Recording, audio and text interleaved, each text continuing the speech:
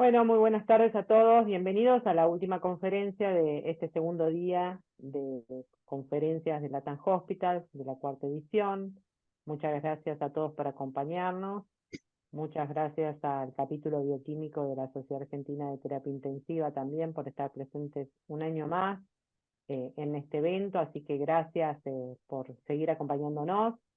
Y bueno, les recuerdo, como en todas las conferencias, que tenemos un grupo de WhatsApp en donde ustedes pueden realizar consultas y también vamos avisando cuando comienzan las conferencias de la agenda.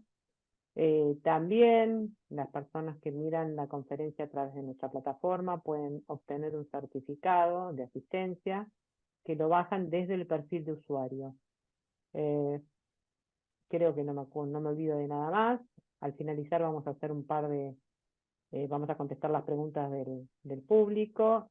Y bueno, y comentarles que ha tenido un inconveniente personal serio la doctora Judith Márquez, así que no va a estar presente ahora en la disertación, pero lo que vamos a hacer es, cuando finalice la conferencia vamos a sumar la presentación de la doctora Judith en la versión grabada, o sea que vamos a subir la presentación completa a partir de la semana próxima, seguramente, porque la doctora Márquez tiene que enviarnos su presentación. Entonces vamos a hacer todo lo posible como para poder encastrarla y subirle y que esté disponible, no en vivo, pero bueno, sí de manera asincrónica. Bueno, ahora nos convoca la conferencia de la SATI, que es el líquido cefalorraquídeo y el aporte panorámico desde el laboratorio. Nos van a contar un poquito cómo el análisis del líquido cefalorraquídeo ayuda a diagnosticar enfermedades del sistema nervioso central. Y para eso contamos en esta oportunidad con la doctora Gabriela Hidalgo, que es bioquímica, responsable de urgencias y biomarcadores emergentes del Laboratorio Central de la Clínica Universitaria Reina Fabiola y miembro del capítulo bioquímico de la Sociedad Argentina de Terapia Intensiva. Así que bueno, Gabriela, contamos con tu presencia, que es mucho, así que te agradecemos y luego sumaremos a la presentación de la doctora Márquez a la tuya. Bienvenida. Muchas gracias. Quería agradecer también a la organización de LATAM por este espacio, a la Sociedad Argentina de Terapia Intensiva por siempre fomentar este tipo de difusión y este tipo de educación, y al capítulo bioquímico al cual pertenezco de la SATI con mucho orgullo y me pone muy feliz poder hacerlo, que este año en particular estamos cumpliendo 20 años de la formación del capítulo bioquímico, así que es un año importante, de mucha celebración y bueno, sí. Así que es un buen espacio para difundir la tarea del capítulo. Excelente.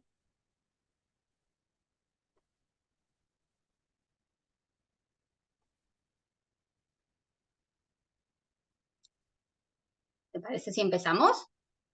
Dale, genial. Si querés compartir pantalla.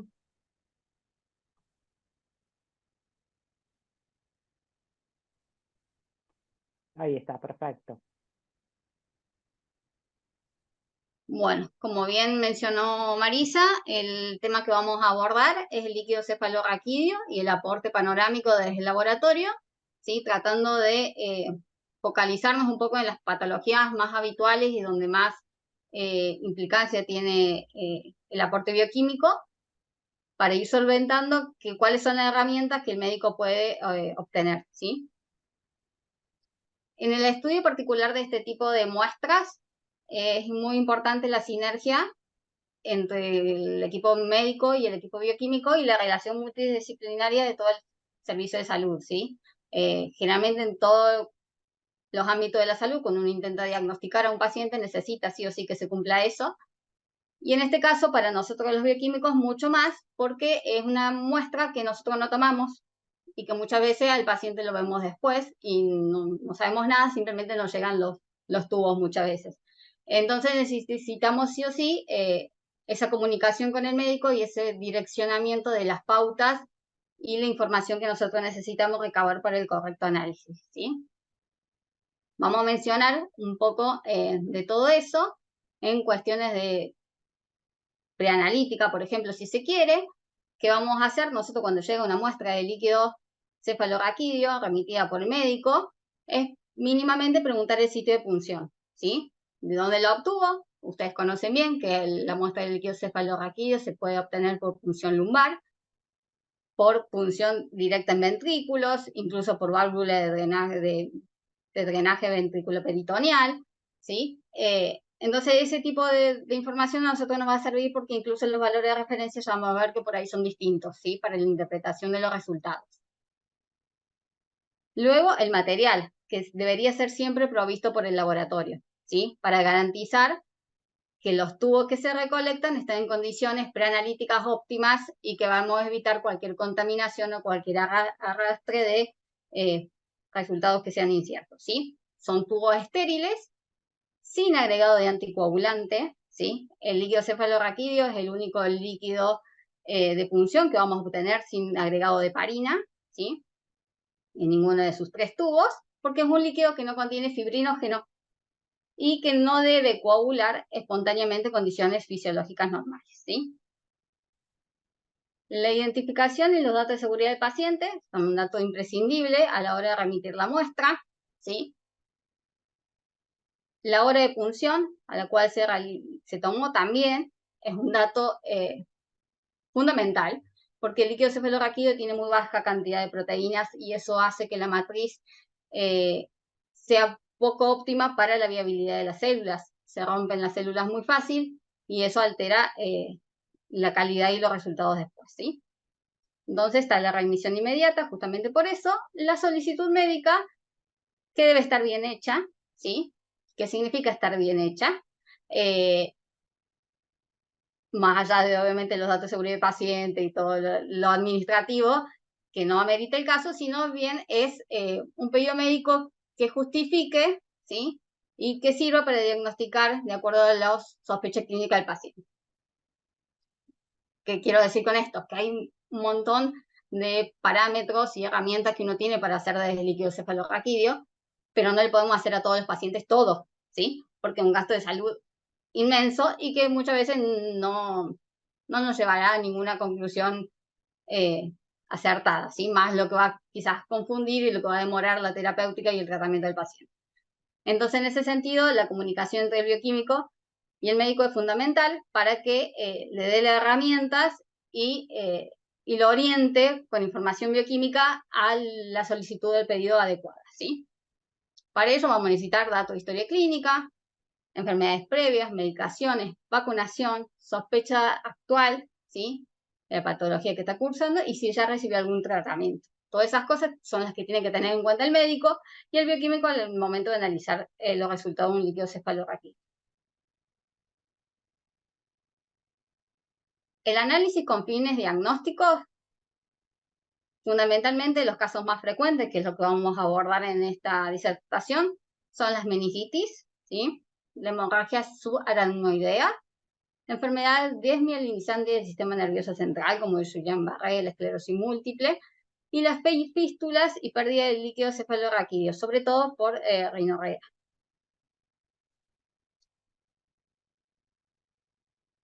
Bueno, la meningitis, como sabemos bien, puede tener causas infecciosas o no infecciosas, ¿sí? Las causas no infecciosas se deben más a procesos carcinomatosos, diseminación leucémica, químicas, por ejemplo, con anestésicos, ¿sí? O hemorrágicas. Las infecciosas, a su vez, pueden ser agudas o crónicas, ¿sí? Las agudas son las que se desarrollan en un periodo menor a 24 horas de evolución y generalmente tienen de etiología principal bacterias y virus. Las crónicas, o también llamadas asépticas, se desarrollan con síntomas de más de una semana de evolución y abarcan lo que son la presencia de micobacterias, hongos y bacteria de Treponema pallidum, que es el de la sífilis. ¿Qué parámetros de utilidad tenemos desde el análisis bioquímico? ¿Sí? Lo primero que vamos a hacer y que debemos hacer siempre como bioquímico es mirar la muestra, ¿sí? Tanto en la muestra de líquido cefalorraquídeo como en la muestra de suero, uno debe siempre mirar y prestarle mucha atención a la muestra, ¿sí? En este caso vamos a analizar color y aspecto, ¿sí? Se puede presentar el color de cristal de roca, que es lo que se llama y se determina el color normal de un líquido cefalorraquídeo, ¿sí? Incoloro, cuando no tiene pigmentación, pero sin embargo uno no lo ve cristal de roca, ¿sí? Xantocrómico o hemorrágico, ¿sí? El aspecto límpido, ligeramente turbio o turbio. Acá es importante tener en cuenta que una muestra incolora y límpida al ojo humano no asegura que el líquido tenga normalidad, ¿sí? No nos excluye la presencia de celularidad ni la presencia de aumento de proteínas o alguna situación clínica que le esté afectando al paciente. Por eso es siempre importante continuar con todo el análisis y no quedarnos con un C tiene la muestra aspecto y color normal, no tiene nada, ¿sí? Lo primero que vamos a hacer, justamente por lo que mencionábamos antes, es el recuento y diferenciación celular, ¿sí? Porque hay que cuidar las células que habíamos dicho que están en un contexto adverso para ellas, ¿sí? La cantidad normal de células en el líquido cefalorraquídeo es muy baja, ¿sí? Y hematías prácticamente no presenta. Cuando hay aumento de leucocitos, se denomina pleocitosis, ¿sí? Y lo que debemos hacer siempre es contar esas células en cámara de Neubauer, es lo que se recomienda. Sin embargo, hay equipos que tienen un módulo particular para líquidos de punción, pero tienen que ser validados, ¿sí?, por el laboratorio y realizar todos los procedimientos para verificar que lo que cuenta el contador no difiere significativamente de lo que uno cuenta en la cámara de Neubauer, ¿sí?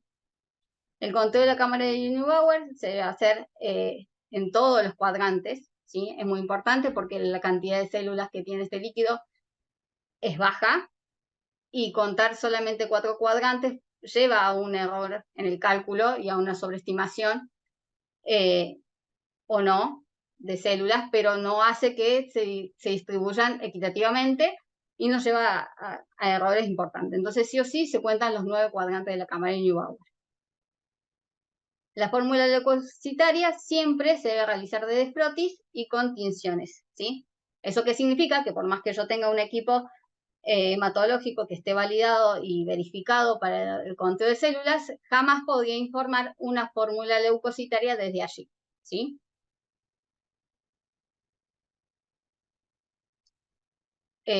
Para la realización del diferencial celular, lo ideal es usar citocentrífugas, ¿sí? Son centrífugas diseñadas especialmente para concentrar a partir de volúmenes muy chiquitos de muestra las células, ¿sí?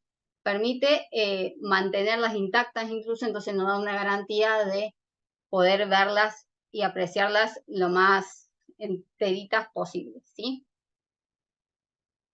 Vamos a hacer la diferenciación celular, generalmente en neonatos hay aumentos, por ejemplo, de la serie monocítica, ¿sí? Y en adultos ya lo que predomina son la serie mononuclear, ¿sí? Tanto linfocitos como monocitos. Estos que les pongo acá al costadito son células epidimarias, ¿sí?, que pueden presentarse, no es muy frecuente verlos, pero uno puede observar en el líquido, ¿sí?, más comúnmente en neonatos o en pacientes que han sufrido alguna cirugía, ¿sí? Son parte del revestimiento y no causan mayor preocupación. Sin embargo, si uno ve, por supuesto, alguna célula con alteraciones, ¿sí?, neoplásicas o que aparentan tener actividad o algo que nos llame la atención desde un laboratorio central y menos de un laboratorio quizás de guardia, no la podamos nombrar como tales y ponerles nombre y apellido a esas células, pero sí es muy importante que se hable de eso, que se informe y que se haga el llamado de atención, ¿sí? Y el redireccionamiento hacia una citología especializada. Bueno, la pleocitosis puede estar debida a un predominio de neutrófilos, de linfocitos, de eosinófilos o de células tumorales, como veníamos hablando, ¿sí? En el caso de células tumorales, lo más frecuente es por diseminación de procesos leucémicos o linfomas, o a causa de tumores primarios del sistema nervioso central, ¿sí? Por neutrófilos, muy frecuente en las meningitis bacterianas, en la etapa inicial de las meningitis víricas o en los procesos hemorrágicos.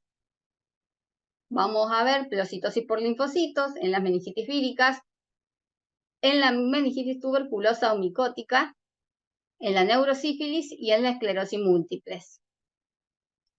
Por eosinófilos, bastante menos frecuente, se puede dar en procesos inflamatorios sistémicos o en infecciones parasitarias, fúngicas o en alergias.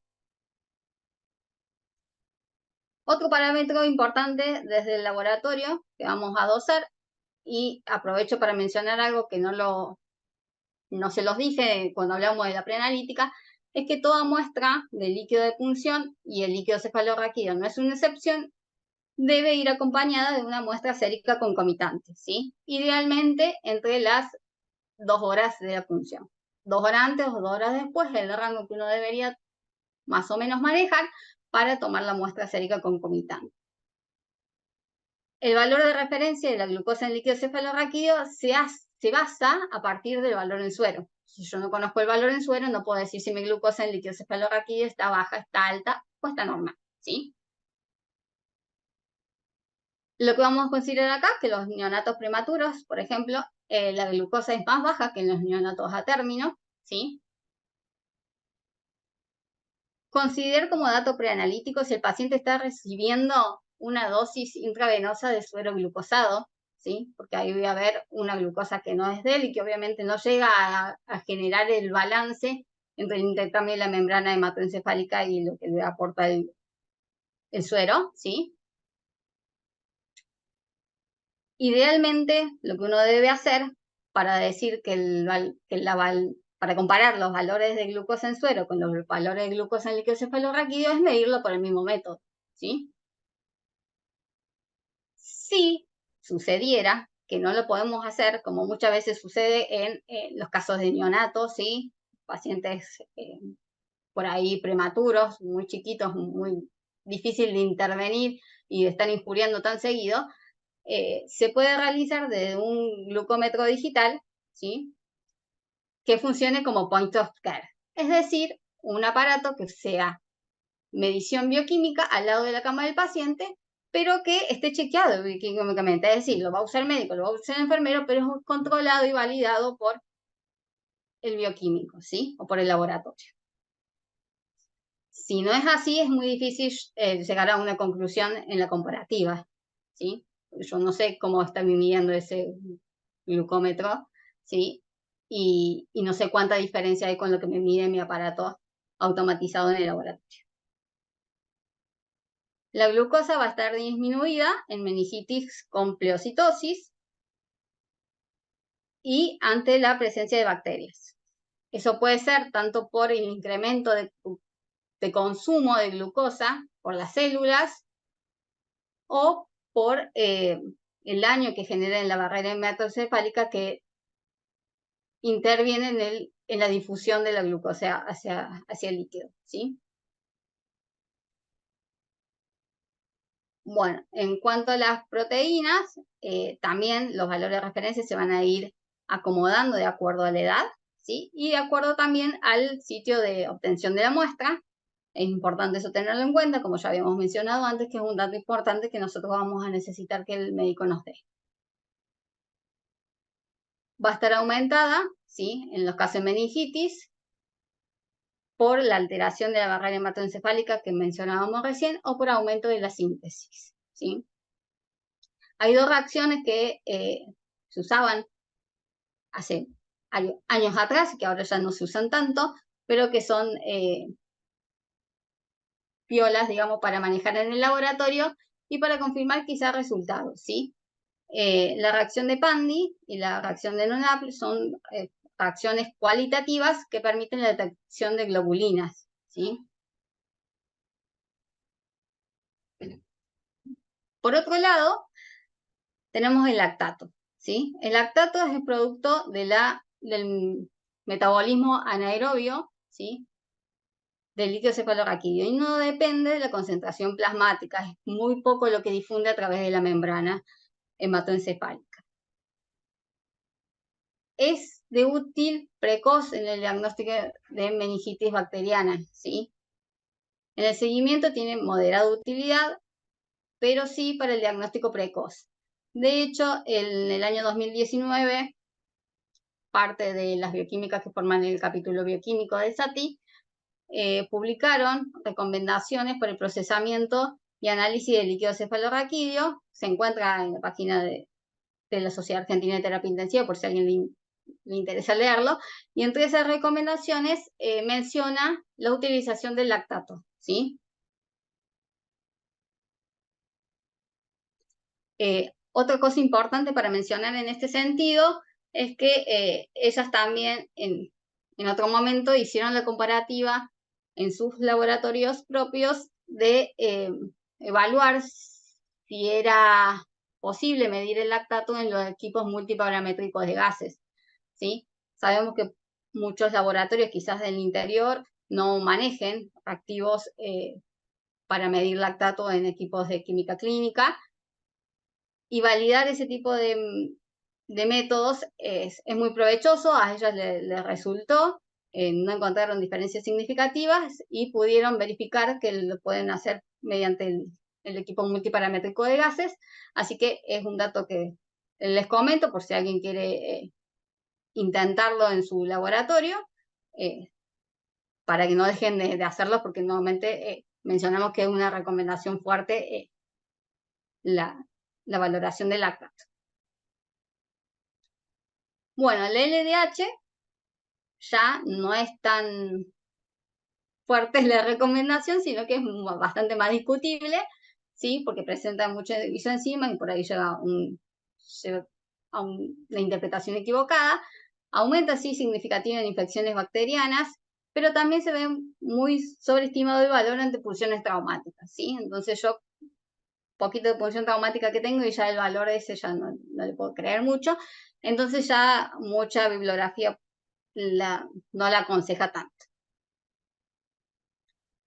La proteína C reactiva, un reactante de fase aguda, como todos sabemos, por supuesto va a aumentar en infecciones bacterianas, pero también va a depender del estado inmunológico del paciente. Permite diferenciar las meningitis bacterianas de las asépticas con una sensibilidad del 90%, ¿sí? Y una sensibilidad del 80%, así que es muy útil en ese sentido. Y en este caso sí sirve para el seguimiento del tratamiento.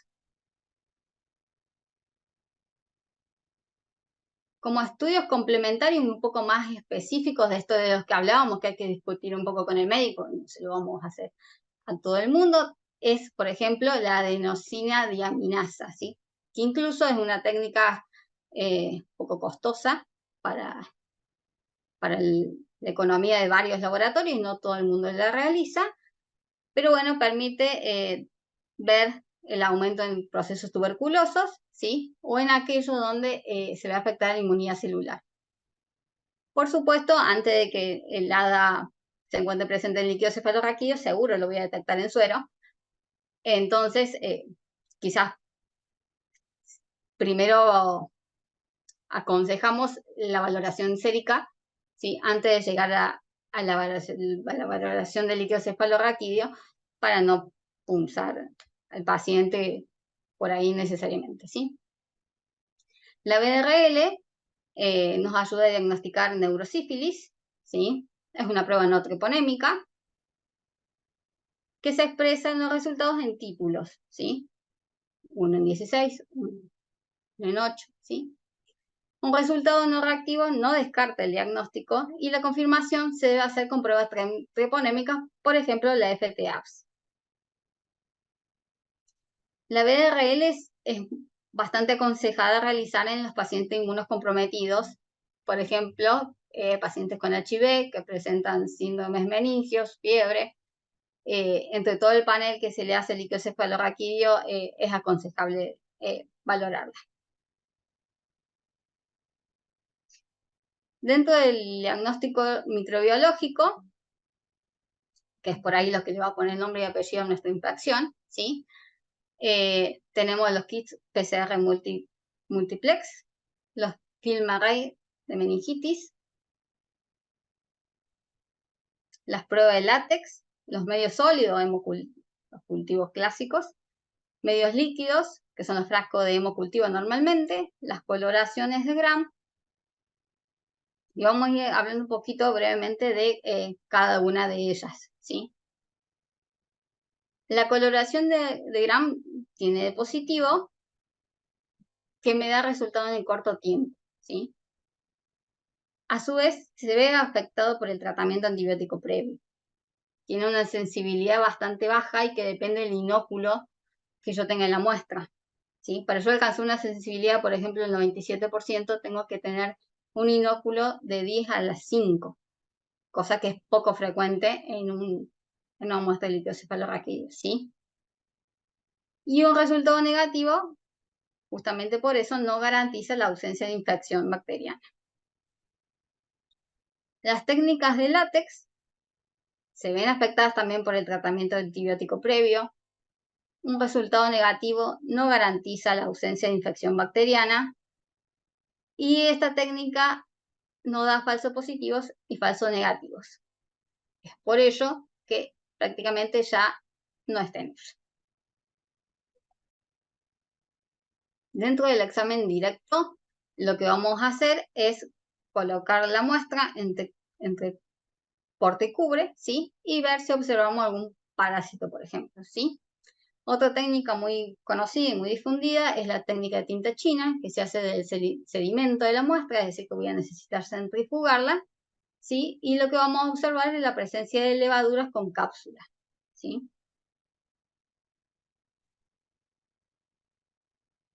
Bueno, los cultivos tienen la desventaja de que los resultados demoran al menos 24 horas, ¿sí? La sensibilidad depende del microorganismo presente, es afectado también por el tratamiento con antibióticos y es muy susceptible de conservación de la muestra, ¿sí? Pero es la técnica gold estándar. Las PCR multiplex tienen alta sensibilidad, ¿sí? Requieren equipamiento adaptado y un laboratorio con gente capacitada para manejar técnicas de biología molecular. Es muy útil para la sospecha de meningitis primaria. Acá les pongo más o menos para que vayan viendo la sensibilidad de las diferentes técnicas.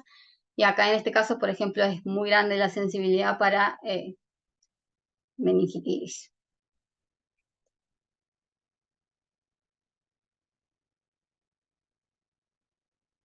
El panel de meningitis film array es una implementación medianamente nueva, ¿sí? Tiene la ventaja de ser un panel de PCR multiplex cerrado, comercial, y no requiere todo el equipamiento de la biología molecular de la que hablábamos recién. Lo que no abarata costos, es bastante costoso, pero es muy útil. Y miren la sensibilidad con la que uno obtiene resultados, ¿no? Una sensibilidad del 86 al 100% con una especificidad del 99%, ¿sí? Realmente es bastante bueno la información que aporta y bastante útil, ¿sí? La cantidad de muestra que se necesita para este tipo de análisis son 200 microlitros, nada más, ¿sí? Y uno no demora más de 10 minutos en procesar y acondicionar la muestra para realizar el test, ¿sí? Los resultados demoran aproximadamente 1 hora. Es capaz de detectar simultáneamente 6 bacterias, 7 virus y un hongo en 1 hora, ¿sí? Comparado con los otros test que veníamos viendo que demoran bastante, sobre todo como los cultivos. Es el gold estándar, pero lleva tiempo, ¿sí? Y acá les pongo el listado de patógenos que detecta el kit.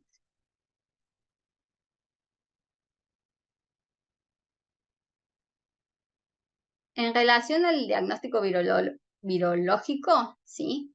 Que es otro agente etiológico que puede causar meningitis, la muestra debe tomarse en fase aguda, ¿sí? Previo a tratamiento. Si vamos a hacer biología molecular, debemos saberlo antes de punzar, básicamente, ¿sí? Porque tenemos que tener un tubo únicamente para eso, que lo vamos a conservar en frío, a diferencia de todos los otros tubos que siempre van a estar a temperatura ambiente, ya sea para el cultivo bacteriano, para el análisis de la citología o la química desde el laboratorio central. En biología molecular se conserva en frío, en temperatura de heladera, 4 grados centígrados, y hay que evitar ciclo de congelación-descongelación, ¿sí? Por eso, lo ideal es uno tener la sospecha clara. Sé que es difícil, pero bueno, prepararse para la realización y evitar muestras que después sean inválidas. La serología no suele ser útil para estadios tempranos de la enfermedad, ¿sí? Sirve en el caso de parotiditis, la valoración de inmunoglobulina M en suero, o ante la sospecha de rabia y ausencia de vacunación del paciente, la medición de inmunoglobulina G, ¿sí? La meningitis viral, la etiología más frecuente son los enterovirus no polio, el herpes simplex, el virus de la coriomeningitis linfocitaria, el virus de la papera. Y acá, básicamente, las técnicas gold estándar pasan a ser las PCRs y no hay mucho más que nos sirve.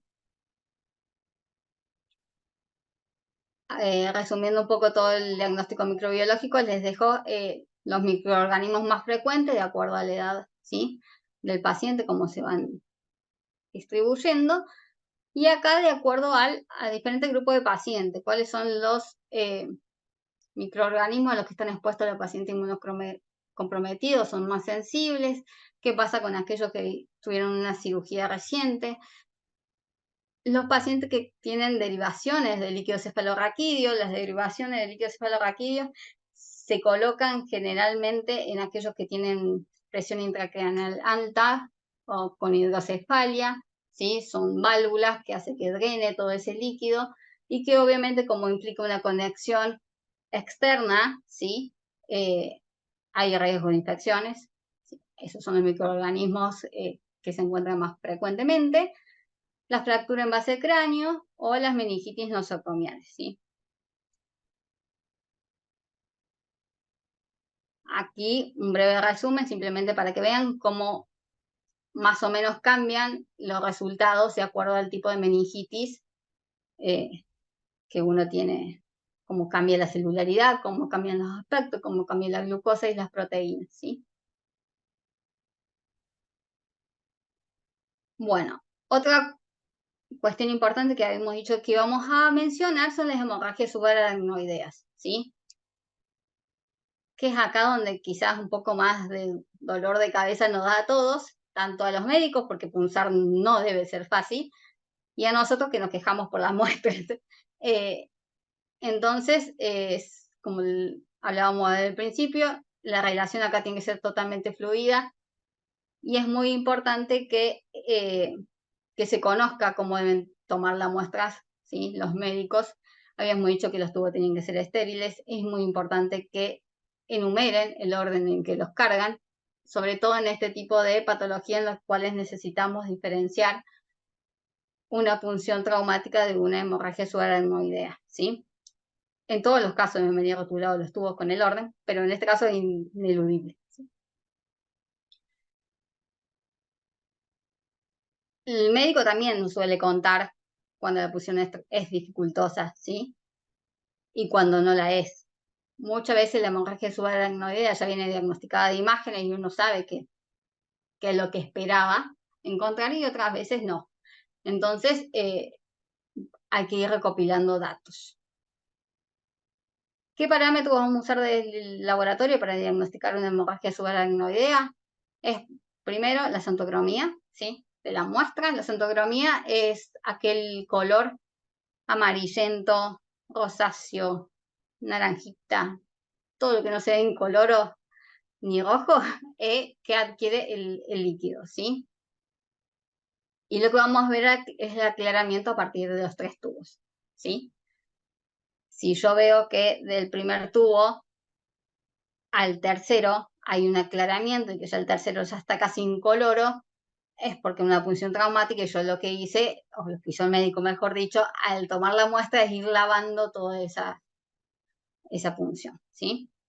En el caso de la hemorragia subaracnoidea no va a cambiar el color. La santocromía aparece entre las 2 y las 4 horas de producido el evento hemorrágico, adquiere la mayor intensidad entre las 24 y las 48 horas y desaparece después de una semana, ¿sí? También podemos tener falsas santocromías y es importante que sepamos detectarlas, ¿sí? Por ejemplo, en la demora de procesamiento, la sola lisis del glóbulo rojo va a generar santocromía en la muestra, por eso es muy importante que la muestra sea remitida de inmediato y que el laboratorio no se demore en el procesamiento, ¿sí? Hipercarotenemias, ¿sí? Bilirrubina en plasma, mayor a 5 miligramos de decilitro, también no va a dar santocromía, muy frecuente en los neonatos, donde la barrera hematoencefálica es bastante inmadura y pasa fácil. También contaminación con desinfectantes iodados o en melanoma maligno meningio. La hemorragia subaracnoidea, si yo la pongo en un baño María a 37 grados centígrados, no coagula. Una punción traumática, sí. Depende también, a su vez, de la cantidad, por supuesto, de glóbulo rojo que tenga y qué tan traumática sea. Puede no coagular una punción traumática, pero por lo general los diferencia. Puede o no haber glóbulos rojos crenados, no es pactognomónico de la hemorragia subaracnoidea, y a su vez,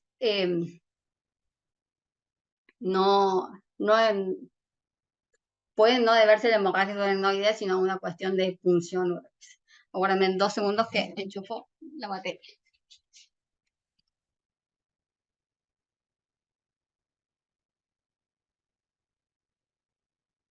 Disculpen, ya terminamos. Y por otro lado, tenemos la medición de absorbancia, la corrida de absorbancia, para detectar oximoglobina y bilirrubina, ¿sí? Espectrofotométricamente. Esto hace que uno pueda diferenciar la punción traumática a través de la presencia de bilirrubina, ¿sí? La bilirrubina se va a generar solamente in vivo, no in vitro, entonces la presencia de bilirrubina nos ayuda y nos diferencia del pico de oximoglobina, ¿sí?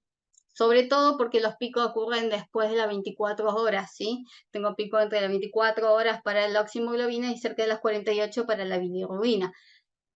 Los métodos de tomografía que se usan normalmente para diagnosticar hemorragias subaracnoideas tienen mayor sensibilidad antes de las 24 horas y después ya decae. Y la prueba del dímero D, que es positiva en hemorragias subaracnoideas, si bien no hay valores de referencia estrictamente establecidos, sí se sabe que aumenta significativamente, que uno obtiene valores realmente altos en hemorragias comparados con pacientes que tienen punción traumática, donde son valores prácticamente no dosables. Gracias por su atención y continuaremos con la disertación de la doctora Márquez, que como le comentábamos recién, esta vez no pude estar, pero que le dejaremos grabadas porque es una persona muy bella internamente y como profesional también, y sé que la van a saber apreciar y van a saber aprovechar la charla. Que tengan buenas tardes todos. Escuchamos las preguntas. Bueno, muchas gracias, doctora, por su presentación. Ha sido muy interesante. Bien, como recién decía Gabriela, sí vamos a contactar entonces luego con la otra doctora para grabar su parte y luego subirla en la web. Seguramente igual lo vamos a estar avisando por el grupo de WhatsApp y también en nuestras redes para que estén atentos y sepan cuando ya esté subida.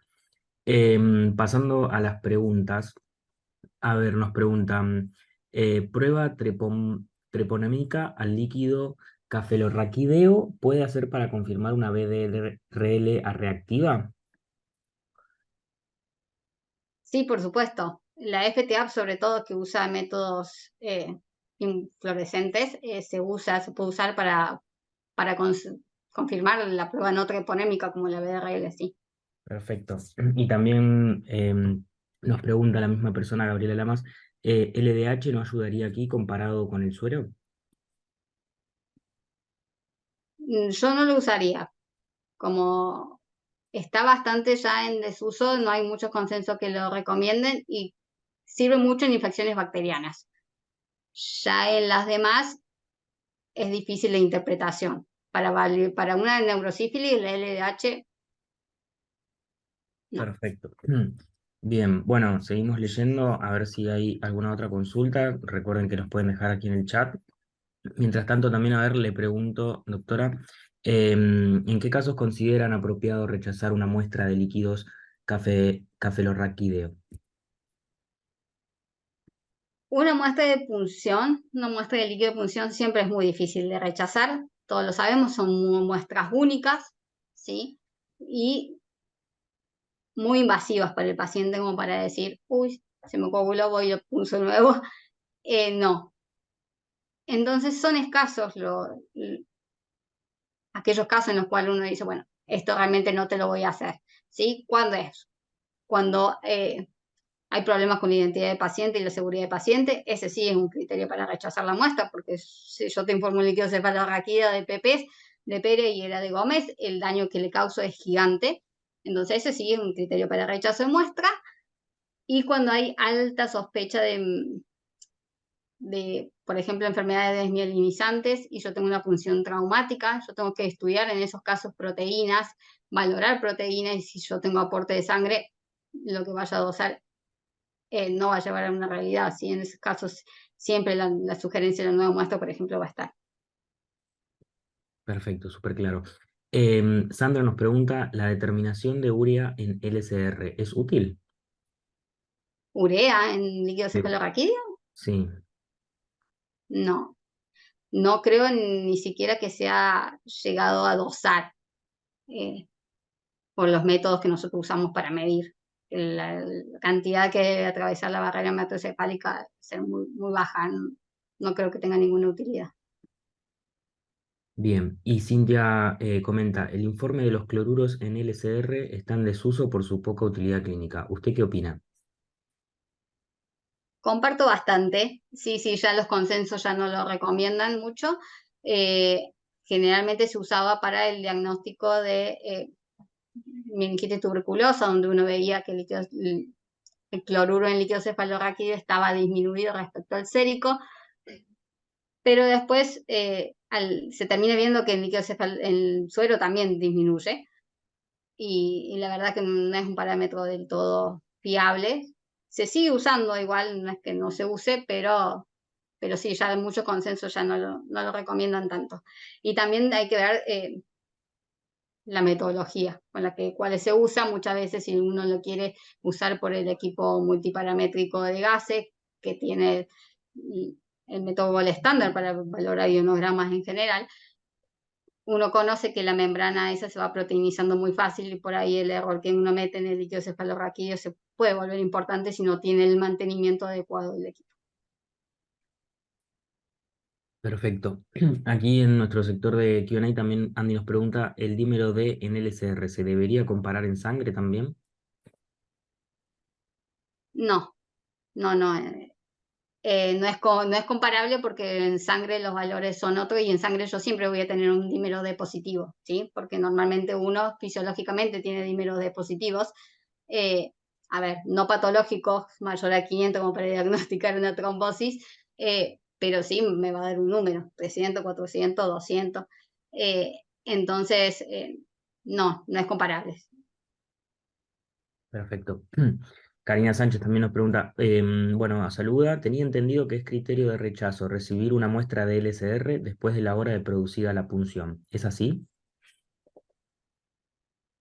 Hasta 2 horas se puede tolerar. Sin embargo, me llega después de las 2 horas y yo no sé si me animaría a rechazarla de entrada, ¿sí? Habría que ver el caso, ¿sí? Ver cuál es la sospecha clínica del paciente y ver el aspecto de la muestra, porque ¿qué puede pasar? Me llega la muestra a las 3 horas, pero yo la tengo turbia y hago un recuento de células que tiene 2000 y yo sé que a mí se me rompieron células, pero yo que le diga al médico, te estoy diciendo que tiene 2000 después de 3 horas, antes tenía mucho más. Entonces tenés que actuar, tenés que hacer algo, ¿sí? Yo no me puedo quedar con ese dato para mí sola ni rechazarlo de entrada. Entonces es difícil, hay unas determinaciones que seguramente no se podrán hacer, pero lo que uno pueda llegar a aportar como información y a rescatar como dato siempre ayuda. Perfecto. Bueno, nos siguen llegando bastantes preguntas. ¿La medida de PCT en LSR puede aportar algo al diagnóstico? Es un tema muy discutido, ¿sí? Hay algunos trabajos científicos que han tratado de valorar procalcitonina y buscarle el valor de corte, pero volvemos a lo mismo. Si yo obtengo procalcitonina positiva en líquido cefalorraquídeo, ya la tengo antes en suero, entonces la utilidad clínica por ahí no sé si amerita tanto y el costo en salud por ahí es más grande y es más daño que los que uno puede llegar a sacar como beneficioso. Sin embargo, es algo que se está estudiando, hay mucho estudio al respecto, hay mucho trabajo científico, eh, pero no, por ahora no hay nada validado ni nada establecido por consenso. Perfecto. Acá David nos comenta, las proteínas se encuentran 350 veces menos en LSR que en suero. Si se corre PCR, debe primero hacerse una validación. Hablo sobre fístula en sus primeras diapositivas, ejemplo, rinilocuerro o otorrea. ¿Qué parámetros ayudarían en este diagnóstico? Claro, la fístula sí se hace por corrida electroforética, la valoración, la muestra se toma directamente de nariz, ya lo va a comentar la doctora Márquez. Y sí, lo que uno busca ahí es la beta-2 transferrina, ¿sí? Esa proteína que nos ayuda con una sensibilidad casi del 90%, ¿sí? Para diagnosticarla, ¿sí? Y bastante específica, tiene una especificidad del 96% la beta-2 transferrina para el diagnóstico de fístulas por rinorrea. Excelente. Y seguimos con las preguntas que nos preguntan, cloruro para TBC, ¿qué sensibilidad tiene? Y lo vemos, supongo que dice, en LSR en jeringas.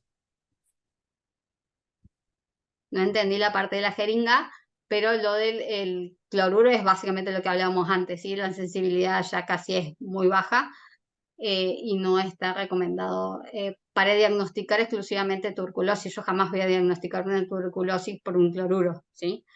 Eh, Simplemente es un dato que aporta, en algunos momentos se usó bastante, ahora ya como veníamos mencionando, los consensos no lo recomiendan tanto. Perfecto. ¿Albuminia se puede realizar si no tenemos reactivos de Pandi? Con el método microalbuminiaria, albuminuría, perdón. Sí, se podría realizar, lo ideal sería hacerlo electroforéticamente, sí, y hacer todo el panel. Generalmente todos los métodos que uno usa para medir proteínas, los métodos turbimétricos, colorimétricos, todo eso que usan los automatizados, tienen alta sensibilidad por la albúmina, entonces no vamos a obtener quizás tanta diferencia, pero sí, como la podemos ver con una corrida de electroforesis mucho más ampliada, ¿no? Bien, acá también otra pregunta que preguntan, para la determinación del lactato, ¿es condición que la muestra sea remitida en condiciones de anaerobiosis? Y si no es así directamente, ¿no se procesa? No, en este caso no, porque a diferencia de lo que pasa con la muestra de gases en sangre, lo que hace producir el lactato en el paso del tiempo es la presencia de los glóbulos rojos y los leucocitos altos, cuestión que no tenemos normalmente en los líquidos cefalorraquídeos, ¿sí? Eh, no, en este caso no hace falta. Bien. Bueno, la verdad que muy interesante eso de la charla porque siguen llegando preguntas, así que vamos respondiendo ya a las últimas para ir cerrando. ¿Cómo diferenciar pérdida de LSR por una fístula en una rinorrea, por ejemplo? Ah, perdón, esto Es lo, creo que lo habíamos preguntado, sí. sí, ya no sé si es Sí, la sí, misma sí. pregunta, pero ya respondimos más o menos el tema, igual queda pendiente la disertación al respecto para, le va a quedar mucho más claro y realmente es imperdible. Dice, si el médico le puso heparina a la muestra, ¿qué se debería hacer? Casi que rechazar la muestra. La heparina va a diluir, ¿sí? Si yo quiero medir proteínas en esas cantidades tan bajas que tiene el líquido cefalorraquídeo, me va a alterar mucho el resultado. Es una condición quizás sí para rechazar la muestra. Bien. Después, Hay que ver también qué cantidad de heparina le puso y todo, ¿no? Eh, pero bueno, si le puse heparina, seguro que le puso bastante. bien. Dicen, con respecto a la manipulación de la muestra y la bioseguridad, ¿es necesario la manipulación en campana de bioseguridad? Es recomendable. ¿sí? La campana no está disponible para todos los laboratorios. Ponerlo como requisito indispensable haría que nadie haga líquidos cefalorraquídeos, pero sí es recomendable, y mucho más después de la pandemia que atravesamos, se puso más en vigencia y se está dando un poco más de fervor a ese hecho de acostumbrarse a manejar todo este tipo de muestra bajo campana. Bien. A ver, una ya de las últimas preguntas que tenemos por aquí. No todos los analitos están validados para el ESR. Hoy por hoy se usan como aporte. Ejemplo, lactato PCR. ¿Hay algún consenso que avale eso? Lactato sí está validado. La PCR también, digamos, tiene valores. Hay que ver qué metodología, por supuesto, no una técnica de látex, ¿sí? Sino más bien una PCR quizás ultrasensible. Bien, déjeme revisar, a ver, bueno, también la felicitan por la ponencia, agradecen por las respuestas también. En el caso de que llegue una muestra escasa y no sea suficiente para realizar todas las determinaciones, ¿en qué orden aconseja cuantificar? Glucosa, proteínas, lactato. Bueno, básicamente vamos a necesitar sí o sí de la sospecha clínica, ¿no? ¿Cuál es la sospecha del médico? Para ver qué priorizamos. Pero sí o sí la celularidad, seguro, porque nadie te va a decir que no quiere la celularidad. Y son una muestra frágil, así que eso sí, y no requiere tan solo 10 microlitros de muestra, 20 como máximo. Así que celularidad es seguro y glucosa y lactato. Las proteínas para el diagnóstico de meningitis, por ejemplo, es lo único que quizás podemos prescindir en el caso de tener poca muestra, como nos pasa por ahí con los neonatos, es quizás sí lo último que vayamos a dejar, porque no es un parámetro que me vaya a mí a ayudar a diagnosticar, ¿sí? Es bastante variable el resultado y la interpretación. Bien, y luego María Fernanda nos pregunta, para determinar dímero D en LSR, ¿se utilizan los POC test o qué método se sugiere? ¿La muestra requiere de algún tipo de de acondicionamiento? ¿Cada laboratorio debería validar entonces sus valores de referencia? Sí, por supuesto que sí a todo. El dímero D también, cualquier método que esté validado sirve, pero tiene que estar validado y por supuesto siempre seguirlo con el mismo método. Perfecto, genial. Bueno, doctora, le súper agradecemos entonces por su participación. Ha sido un placer para nosotros en Latam Hospital contar con el capítulo bioquímico ISATI para esta ponencia. Como siempre, los recibimos y es un gusto. Tardes a todos. Vamos a tratar en estos 10 minutos de poder capitalizar eh, conceptos básicos en esto que me han solicitado, de poder charlar con ustedes acerca de la utilidad de herramientas básicas del laboratorio clínico en el análisis proteico del líquido cefalorraquídeo para patologías desmielinizantes. Vamos a empezar contextualizando la enfermedad desmielinizante como aquellas en las cuales todo el proceso de patogenicidad se caracteriza porque está dirigido contra la mielina normal, generando destrucción selectiva de esas mielinas, generando inflamación y recordando también que las vainas de mielina son diferentes de acuerdo a si se localizan en el sistema nervioso central o si se localizan en sistema nervioso periférico, dado que las células gliales que la conforman son distintas. El sistema nervioso central tiene vainas de mielina que están dados por los oligodendrocitos, que a su vez envuelven varios axones de distintas neuronas, mientras que en el caso del periférico, las vainas de mielina provienen de las células de Schwann, y esas células de Schwann están envolviendo un único axón. Dentro de las enfermedades desmielinizantes, vamos a nombrar eh, aquellas más frecuentes, sin embargo vamos a definir someramente dos: esclerosis múltiple y síndrome de Guillain-Barré, pero también se encuentran la encefalitis desmielinizante aguda, la leucoencefalitis multifocal progresiva, la polineuropatía desmielinizante crónica. Recordar que la esclerosis múltiple es la alteración de mayor frecuencia del sistema nervioso central, tiene destrucción selectiva de la mielina. Su causa no se conoce, pero se sabe que podría una noxa, como un virus o un agente infeccioso, producir o llevar a la respuesta inmune que llevaría a la destrucción de los oligodendrocitos.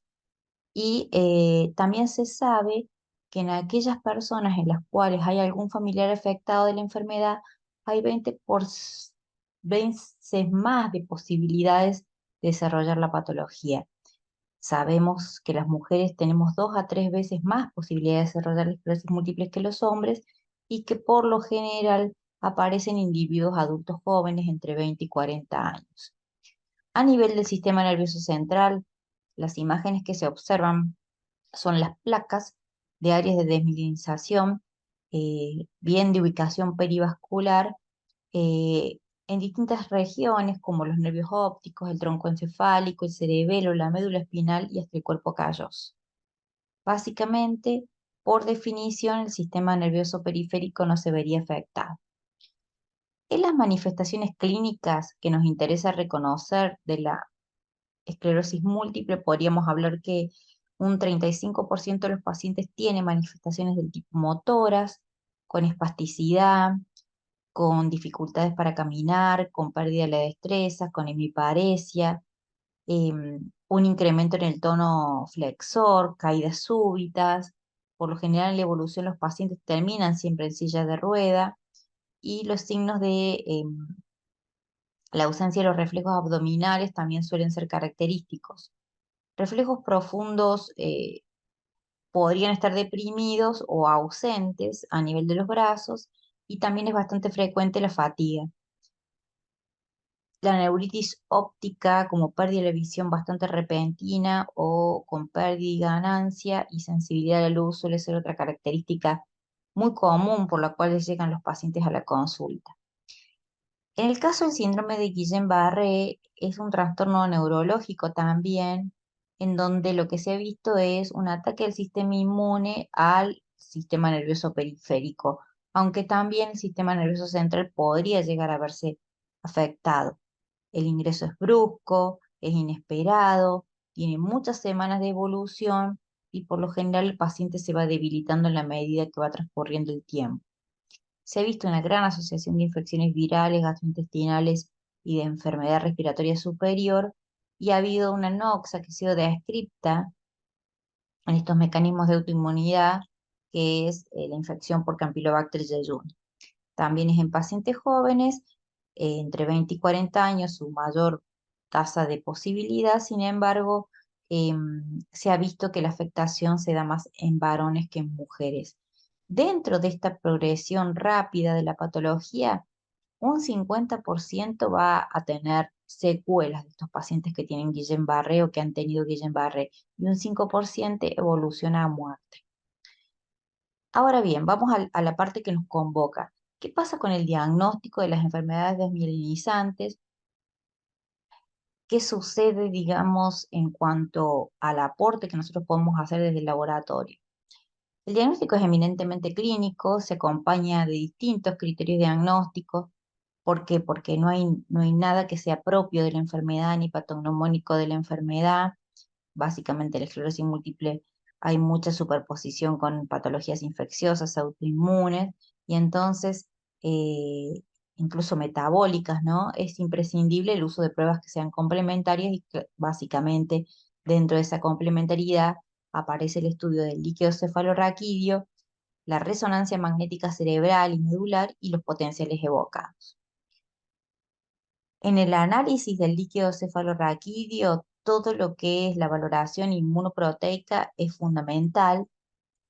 En la esclerosis múltiple, la evolución que ha habido, tanto a nivel analítico como metodológico, como del conocimiento profundo de la patología, nos ha ayudado a que cada vez tenga más presencia el líquido cefalorraquídeo en la exclusión de otras patologías con gran similitud y con sintomatologías similares, ¿no?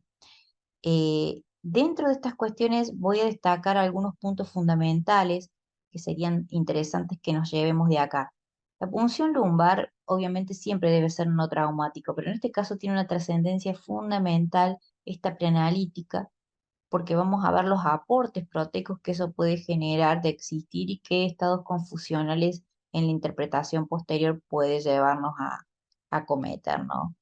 El líquido se evalúa de manera nativa, no se concentra, y es importante saber que ningún líquido cefalorraquídeo se analiza en soledad, sino que debe ser concomitantemente evaluado con el suero sanguíneo de los pacientes. Dentro de este suero vamos a analizar la concentración de albúmina, de inmunoglobulinas y básicamente perfiles proteicos en donde vemos la calidad de esas proteínas.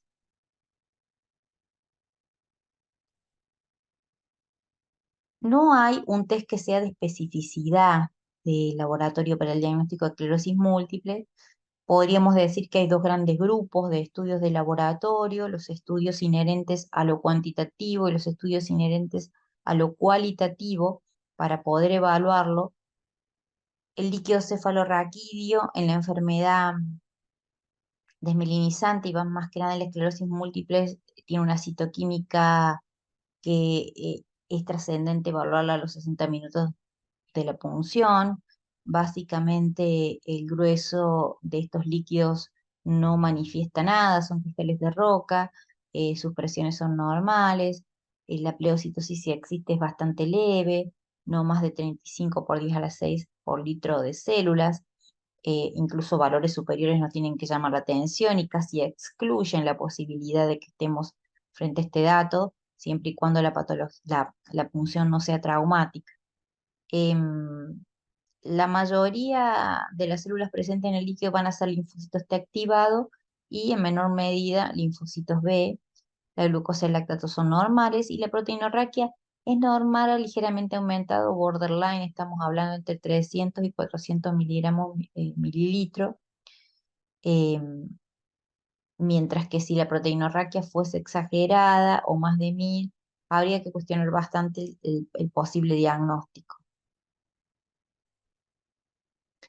Esa respuesta inmune intratecal que deriva de esos linfocitos T y B nos van a dar mucho de las respuestas de por qué necesitamos también hacer un análisis cualitativo de este líquido cefalorraquídeo en lo que refiere a su contenido proteico.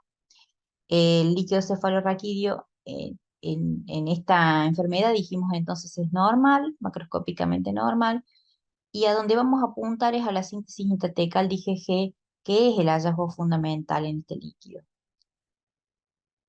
Para poder hacer una evaluación de métodos cuantitativos y cualitativos, lo primero que hay que determinar es que existen una serie de índices que han sido definidos a través del tiempo, el índice cuantitativo de Tourtellotte y los índices semicuantitativos de Reiber son los más conocidos, dentro de los cuales lo que todos van a tener en cuenta es la función de la barrera hematoencefálica, porque indefectiblemente el correlacionar lo que está pasando en líquido cefalorraquídeo y en suero, estamos tratando de evaluar este grado de permeabilidad y lo que está ocurriendo en esta interacción. Los cocientes albúmina, líquido cefalorraquídeo, suero, más el índice conocido como índice de Link o índice IgG o QIgG, es la relación entre el IgG que se produciría en el líquido cefalorraquídeo y la IgG de suero, sobre la albúmina del líquido cefalorraquídeo y la albúmina en suero, en donde los valores normales siempre van en 0,3 y 0,66 y menores a 0,7. Mayores a una producción de 0,7 nos estarían indicando producción intratecal de IgG. Esa producción intratecal ya comienza a tener un sentido en cuanto a lo que es la patología desmelinizante o básicamente la esclerosis múltiple concretamente. Mientras que como la albúmina se sintetiza, sabemos, en hígado, el aumento del IgG del líquido cefalorraquídeo concomitantemente con la albúmina nos daría que el correlato no se modifica.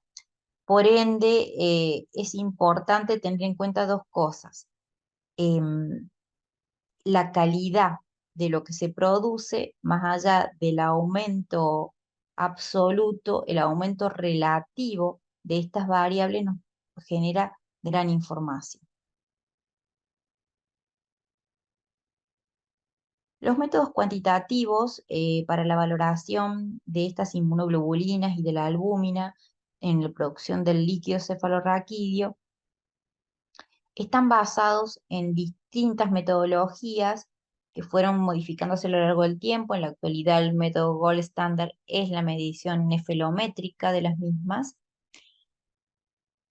Estamos midiendo a nivel de laboratorio no solamente IgG, sino también IgM e IgA, para poder entender in situ la producción del sistema nervioso central de las mismas. Un aumento relativo, como dijimos, del IgG, del IgM, del IgA, va a implicar síntesis de novo o producción in situ o activación inmune intertecal, pero el aumento relativo más que el aumento absoluto es lo que va a tener una gran significancia en lo que es la esclerosis múltiple. De allí que a esto explique que necesitemos hacer la relación entre lo que ocurre en líquido cefalorraquídeo y en suero. Cuantificar la albúmina en el líquido cefalorraquídeo en suero también es una un indicador fundamental de la alteración de la barrera hematoencefálica y obviamente afecta la admisión del IgG y de mayor cantidad de albúmina en el líquido cefalorraquídeo. Allí tenemos la expresión de la Q de IgG, como hablábamos, también conocido como índice de Link, que en individuos normales es menor de 0,7. Simplemente para potenciar lo que ya dijimos, en la preanalítica del líquido cefalorraquídeo, las punciones traumáticas, sobre todo en el DO de IgG o de IgM, pueden enmascarar lo que está ocurriendo a nivel del líquido cefalorraquídeo. Cualitativamente, los métodos existentes son los más sensibles. El fundamento notable en ellos es la detección de las bandas oligoclonales, es decir, las bandas aisladas que aparecen en la región catódica de los análisis electrofóreticos del líquido cefalorraquídeo y que están generadas por uno o más clones de células plasmáticas.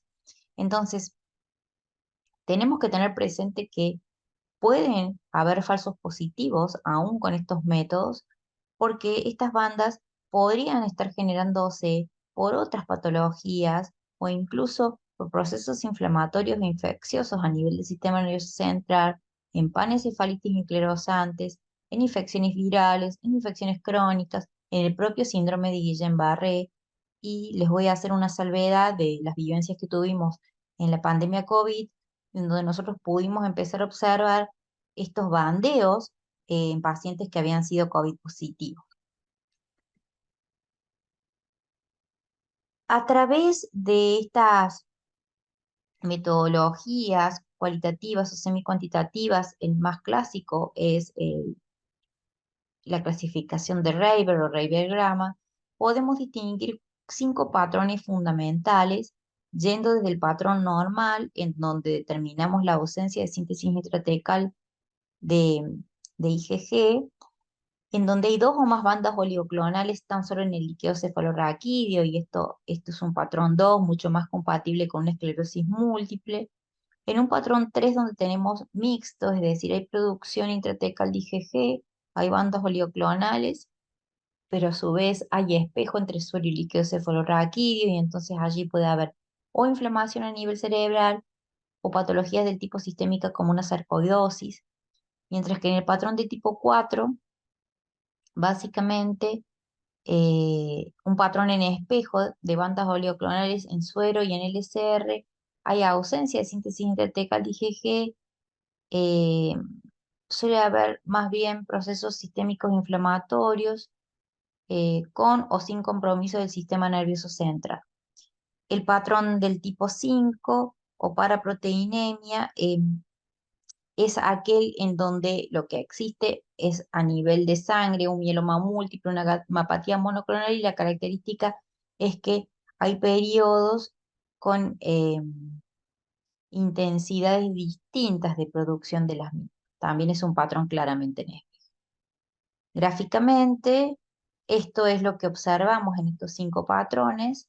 Es muy clara la diferencia y de allí la necesidad de que se procesen tanto las muestras séricas como las del líquido. Y aquí dejarles la imagen clásica del Reibergrama, en donde en el eje de las Y vemos el Q de IgG y en el eje de las X vemos el Q de albúmina, determinando distintas zonas con estos valores absolutos, pero como dijimos, nos interesa mucho la relatividad de los mismos para poder clasificar el patrón pertinente. Como conclusión, la presencia de las bandas oligoclonales Es una alteración inmunológica de gran utilidad para esclerosis múltiple, pero debido a las variaciones en términos de sensibilidad y especificidad, todos los laboratorios que emplean bandas bioclonales deben realizar una validación interna y externa de la técnica. Esto es un artículo del año 2001 de la revista de Neurología, en donde vemos que tenemos positividad de bandas bioclonales aún en patologías como enfermedades inflamatorias o autoinmunes, y tenemos también bandas bioclonales negativas en esclerosis múltiple clínicamente definida.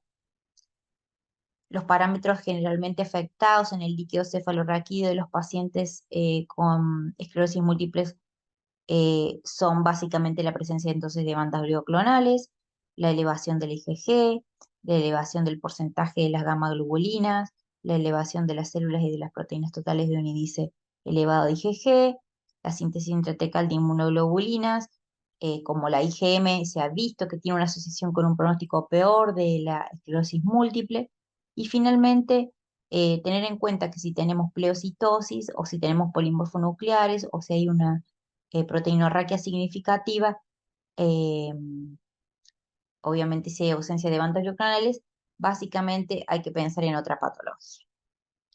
Les dejo un caso clínico de nuestra institución, de una paciente de 52 años, de sexo femenino, con resonancia magnética nuclear que manifestaba lesiones y con un pedido este, eh, tan típico, digamos, tan protocolar de nuestro equipo de neurología, en donde le realizamos su proteinograma y no vimos nada a nivel sérico.